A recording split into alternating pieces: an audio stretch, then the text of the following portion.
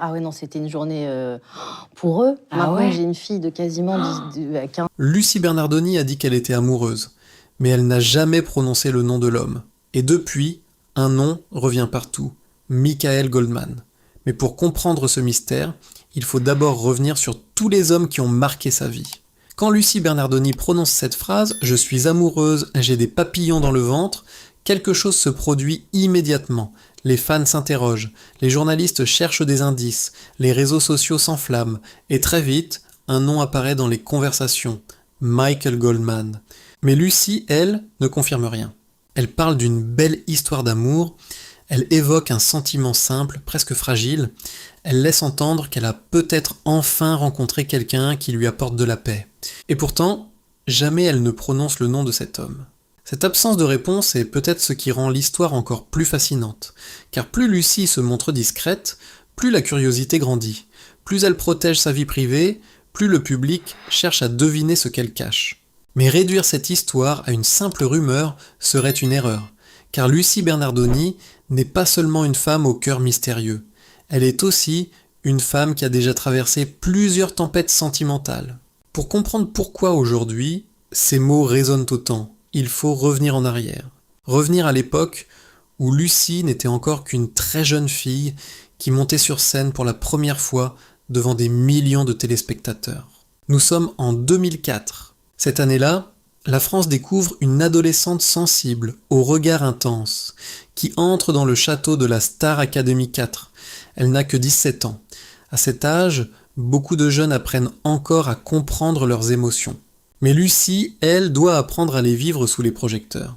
Chaque chanson qu'elle interprète est analysée, chaque larme est commentée, chaque sourire devient un sujet de discussion. La Star Academy n'est pas seulement une école de chant, c'est aussi une machine médiatique. Et lorsque l'on devient célèbre aussi jeune, une chose change pour toujours. L'amour ne peut plus être totalement privé. Pour Lucie, la frontière entre vie personnelle et vie publique s'efface très tôt.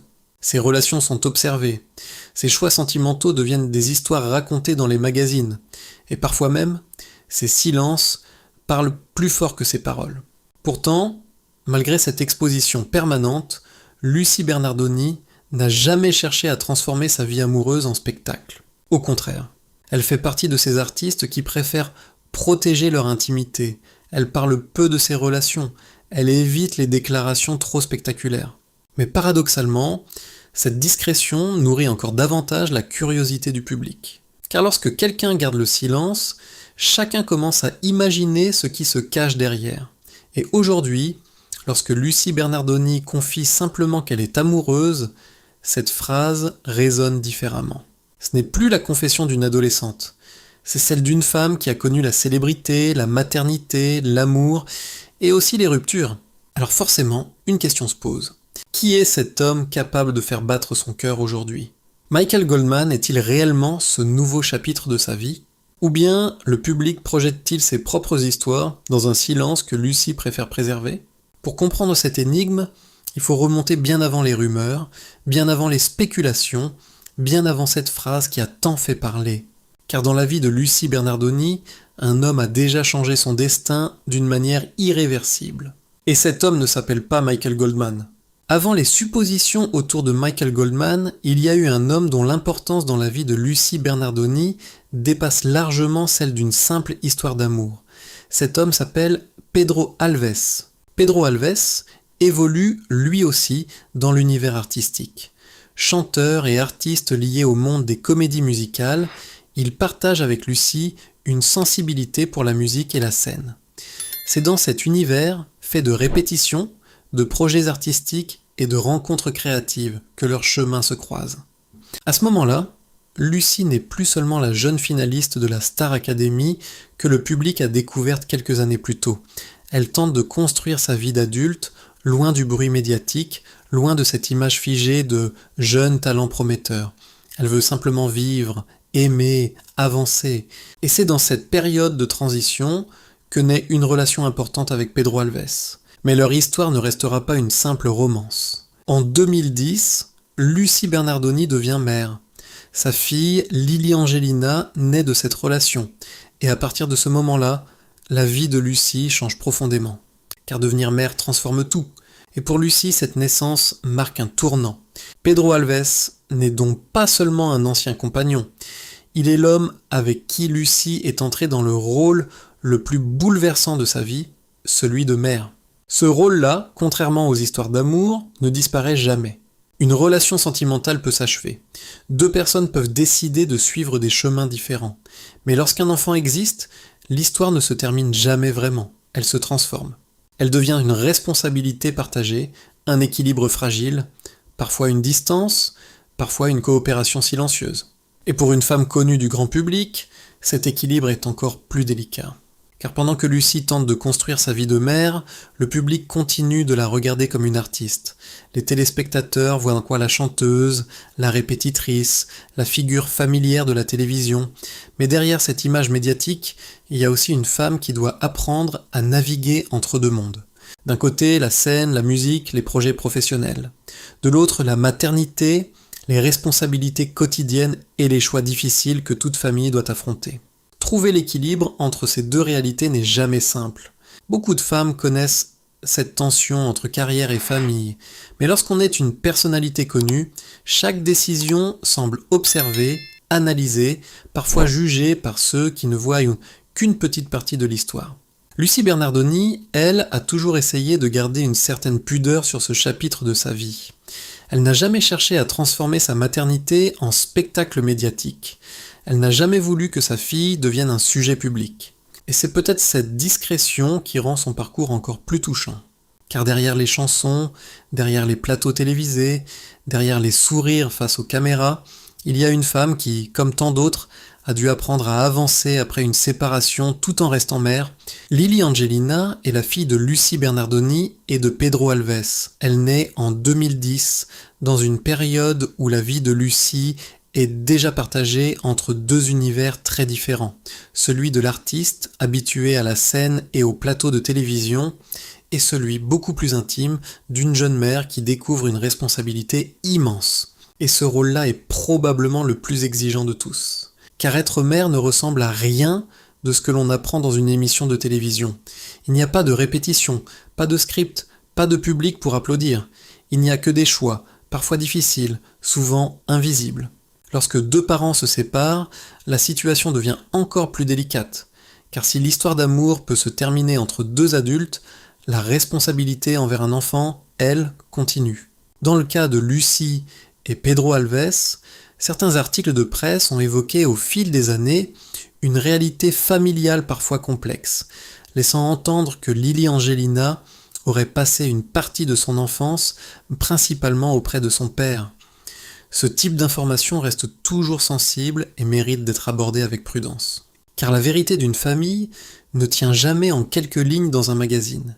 Personne ne connaît réellement les décisions, les compromis, les discussions et les douleurs qui accompagnent une séparation lorsqu'un enfant est au centre de l'histoire. Ce que l'on peut dire, en revanche, c'est que pour une personnalité publique comme Lucie Bernardoni, chaque aspect de la vie privée peut rapidement devenir un sujet de commentaire. Et c'est là que la situation devient profondément humaine. D'un côté, il y a le regard du public qui voit l'artiste, la chanteuse, mais en fait la répétitrice de la Star Academy. De l'autre, il y a une femme qui doit gérer les réalités très concrètes de la vie familiale. Beaucoup de parents connaissent cette réalité. Organiser la vie d'un enfant lorsque les parents ne vivent plus ensemble. Les calendriers, les déplacements, les moments partagés, les moments manqués, autant de choses qui ne se racontent pas facilement devant des caméras. Pour Lucie, cette situation prend une dimension particulière parce que sa vie est observée. Mais derrière les commentaires et les spéculations, il y a une vérité simple. La maternité reste une relation intime, fragile et profondément humaine. Lucie n'a jamais cherché à exposer sa fille dans les médias. Elle a toujours gardé une certaine pudeur autour de cette partie de sa vie. Et peut-être que ce silence est aussi une manière de protéger ce qui compte vraiment. Car au fond, certaines histoires d'amour ne disparaissent jamais complètement. Même lorsque deux adultes se séparent, quelque chose continue d'exister entre eux. Comme le dit une phrase qui résume parfaitement cette réalité, il y a des histoires d'amour qui ne se terminent jamais vraiment parce qu'un enfant reste pour toujours le pont fragile entre deux personnes qui se sont aimées. Dans la vie de Lucie Bernardoni, Lily Angelina est précisément ce pont invisible entre le passé et le présent. Mais après Pedro Alves, après les complexités de la vie familiale, Lucie a fini par croire qu'un autre équilibre était possible, qu'un autre chapitre pouvait commencer. Un chapitre plus stable, plus apaisé, avec un homme venu du même univers qu'elle. Un homme qui connaissait lui aussi la scène, la lumière et la fragilité du monde artistique. Après les années marquées par sa relation avec Pedro Alves et les défis d'une maternité vécue sous le regard du public, Lucie Bernardoni semblait enfin trouver une forme de stabilité. Et cette stabilité allait prendre un visage familier pour tous ceux qui avaient suivi l'histoire de la Star Academy. Ce visage, c'était celui de Patrice McTav. Pour les téléspectateurs français, Patrice n'est pas un inconnu. Lui aussi appartient à la grande histoire de la Star Academy. Il faisait partie de la toute première saison de l'émission, celle qui a marqué le début d'un phénomène télévisuel en France. Lorsque Lucie et Patrice se rapprochent, beaucoup ont l'impression d'assister à une histoire presque évidente. Tous les deux viennent du même univers, tous les deux connaissent la scène, tous les deux savent ce que signifie être révélé au grand public grâce à la télévision. Ils comprennent aussi l'envers du décor, la pression médiatique, l'exposition permanente et parfois la solitude que peut ressentir un artiste. C'est sans doute cette compréhension mutuelle qui rend leur relation si particulière. Aux yeux du public, leur couple ressemble presque à une évidence. Deux anciens de la Star Academy qui se retrouvent des années plus tard pour construire une vie ensemble. Une histoire qui semble presque écrite d'avance. En 2018, Lucie Bernardoni et Patrice McTav se marient. Pour Lucie, cette relation peut apparaître comme un nouveau départ. Après les complexités de son passé et les responsabilités liées à la maternité, Patrice semble représenter une forme de calme. Un homme qui comprend la musique, un homme qui connaît la réalité du monde artistique, un homme capable de voir Lucie non seulement comme une artiste connue, mais comme une femme avec ses doutes et ses fragilités. Pendant un temps, leur histoire donne l'image d'un couple solide. Mais la vie ne suit pas toujours les scénarios que l'on imagine. Car même lorsque deux personnes partagent la même sensibilité artistique et les mêmes souvenirs professionnels, cela ne suffit pas toujours à maintenir un équilibre durable. Les artistes vivent souvent avec une grande intensité émotionnelle. Cette sensibilité peut être une force sur scène, mais elle peut aussi fragiliser une relation dans la vie quotidienne. Et peu à peu, ce mariage qui semblait presque évident commence à montrer ses limites. Comme si la réalité, avec ses contraintes et ses différences, finissait par rattraper une histoire que beaucoup avaient idéalisée. Une phrase résume peut-être parfaitement cette situation. Sur le papier, tout semblait presque logique. Deux anciens de la Star Academy, deux artistes, deux âmes passées par la même machine à rêve. Mais la vie, elle, n'obéit jamais au beau scénario. En 2023, après environ 5 ans de mariage, Lucie Bernardoni et Patrice McTav annoncent leur divorce. La séparation se fait dans une certaine discrétion. Pas de scandale, pas d'accusation publique, seulement quelques mots respectueux pour expliquer qu'ils ont décidé de suivre des chemins différents. Mais même lorsque la rupture reste calme et digne, cela ne signifie pas qu'elle est facile. Car derrière les mots mesurés et les annonces sobres, il existe souvent des blessures que le public ne voit pas. Et dans le cas de Lucie et Patrice, une chose devient claire. Une histoire qui semblait écrite d'avance peut parfois se terminer de la manière la plus silencieuse. Et puis un jour, ce mariage que beaucoup imaginaient solide s'est terminé sans fracas, sans règlement de compte, mais avec une douleur que le silence ne pouvait pas complètement cacher. En 2023, l'histoire entre Lucie Bernardoni et Patrice McTav arrive à son terme. L'annonce tombe presque discrètement. Pas de scandale, pas de déclaration violente, pas de bataille publique. Le couple explique simplement avoir décidé de se séparer après plusieurs années de mariage. Les mots choisis sont mesurés, respectueux. Ils parlent de bienveillance, de décisions prises calmement, de chemins qui se séparent. À première vue, tout semble se dérouler avec dignité. Et pourtant, derrière ces mots soigneusement choisis, il existe souvent une réalité beaucoup plus complexe. Car un divorce, même lorsqu'il est annoncé avec élégance, reste une rupture profonde. Une histoire commune qui s'arrête, des projets qui disparaissent, une vie qu'il faut reconstruire autrement. Certains témoignages apparus après la séparation laissent entrevoir cette dimension plus intime. Patrice McTav évoquera plus tard une période de grande solitude après la rupture. Il raconte vivre seul dans un grand appartement, retiré dans les montagnes, entouré presque uniquement d'un piano électrique. Un décor simple, presque silencieux. Et c'est précisément dans ce silence que la musique revient. Pour lui, cette solitude devient une source de création. Comme si la douleur d'une séparation pouvait se transformer en mélodie, en mots, en chansons.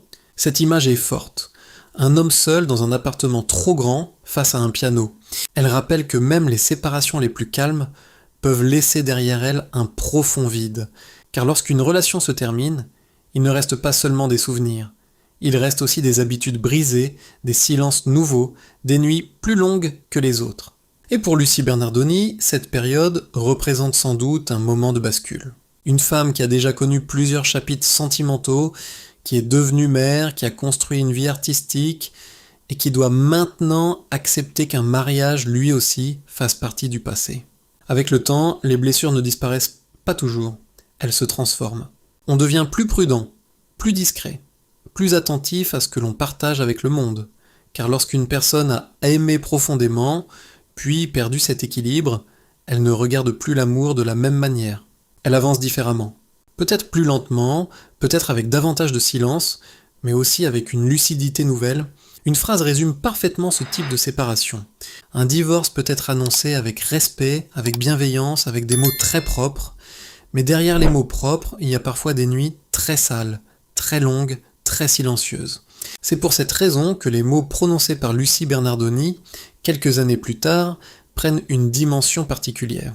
Quand elle dit simplement « je suis amoureuse », ce n'est plus la déclaration spontanée d'une jeune fille. C'est la parole d'une femme qui connaît le poids des histoires passées. Une femme qui sait ce que signifie perdre, reconstruire et peut-être recommencer. Et c'est précisément pour cela que cette phrase intrigue autant. Parce qu'après tout ce qu'elle a traversé, si Lucie Bernardoni ose encore parler d'amour, c'est peut-être qu'un nouveau chapitre est en train de commencer. Alors, quand Lucie Bernardoni a fini par dire qu'elle était amoureuse, la France n'a pas seulement entendu une confidence, elle a entendu le début possible d'un nouveau chapitre. Et dans ce chapitre, un nom revenait sans cesse, Michael Goldman. Et puis, un jour, une phrase simple vient relancer toutes les curiosités. Lors d'une émission de télévision, Lucie Bernardoni confie quelque chose de très personnel. Elle dit simplement « Je suis amoureuse, j'ai des papillons dans le ventre ». Une phrase courte, presque banale. Mais prononcée par une femme qui a déjà connu plusieurs ruptures, elle prend immédiatement une autre dimension. Mais ce qui intrigue le plus, c'est ce qu'elle ne dit pas. Elle parle d'un homme, elle parle d'une histoire belle et simple, mais elle ne prononce jamais son nom. Et c'est précisément ce silence qui déclenche les spéculations. Très vite, un nom revient dans les discussions, Michael Goldman. Michael Goldman n'est pas un inconnu. Directeur de la Star Academy, fils du célèbre Jean-Jacques Goldman, il est connu pour son caractère discret. Contrairement à beaucoup de figures médiatiques, il parle très peu de sa vie privée. Et c'est peut-être cette discrétion qui rend l'histoire encore plus intrigante. Certains indices ont nourri les conversations. Pendant l'aventure Danse avec les stars, Michael Goldman est aperçu dans la salle de répétition de Lucie, venue la soutenir. Sur les réseaux sociaux, certains décrivent ce moment avec humour comme un moment de family time. Mais la vérité reste floue. Lucie Bernardoni n'a jamais confirmé officiellement une relation avec Michael Goldman. Et c'est pour cela qu'il serait trop simple d'affirmer quoi que ce soit. La seule chose que l'on peut dire, c'est ceci. Lucie n'a jamais prononcé le nom de l'homme qu'elle aime, mais beaucoup ont immédiatement pensé à Michael Goldman. Pourquoi cette idée séduit-elle autant ? Peut-être parce que leur parcours semble naturellement se croiser. Tous les deux appartiennent à l'univers de la Star Academy. Tous les deux connaissent ce monde où la musique, la télévision et les émotions se mêlent constamment. Et surtout, Lucie Bernardoni n'est plus la jeune artiste de ses débuts. Elle est une femme qui a déjà traversé plusieurs chapitres importants de sa vie, l'amour, la maternité, un mariage, puis un divorce. Si un nouvel amour existe aujourd'hui, il n'a sans doute plus la même légèreté qu'autrefois. Il serait peut-être plus discret, plus calme, plus protégé, mais il existe aussi une autre possibilité. Peut-être que Michael Goldman n'est pas cet homme. Car au fond, La question n'est peut-être pas de savoir avec qui Lucie Bernardoni est amoureuse. La vraie question est peut-être celle-ci. Comment une femme qui a connu tant de bouleversements peut-elle encore croire à l'amour ? Lucie a aimé Pedro Alves, le père de sa fille, elle a partagé plusieurs années de mariage avec Patrice McTav, et aujourd'hui, elle parle encore d'un nouveau sentiment. Et cela dit peut-être l'essentiel. Et vous, pensez-vous que Michael Goldman est vraiment l'homme qui fait battre le cœur de Lucie Bernardoni aujourd'hui ? Ou pensez-vous que le public a simplement envie de croire à une belle histoire après tant de blessures ? Dites-le nous dans les commentaires. N'oubliez pas de liker la vidéo, de la partager et de vous abonner à la chaîne pour découvrir d'autres histoires fascinantes sur les personnalités françaises. Car parfois, le plus grand mystère n'est pas de savoir qui aime qui, mais de voir qu'après tant d'épreuves, certaines personnes continuent simplement de croire que l'amour peut recommencer.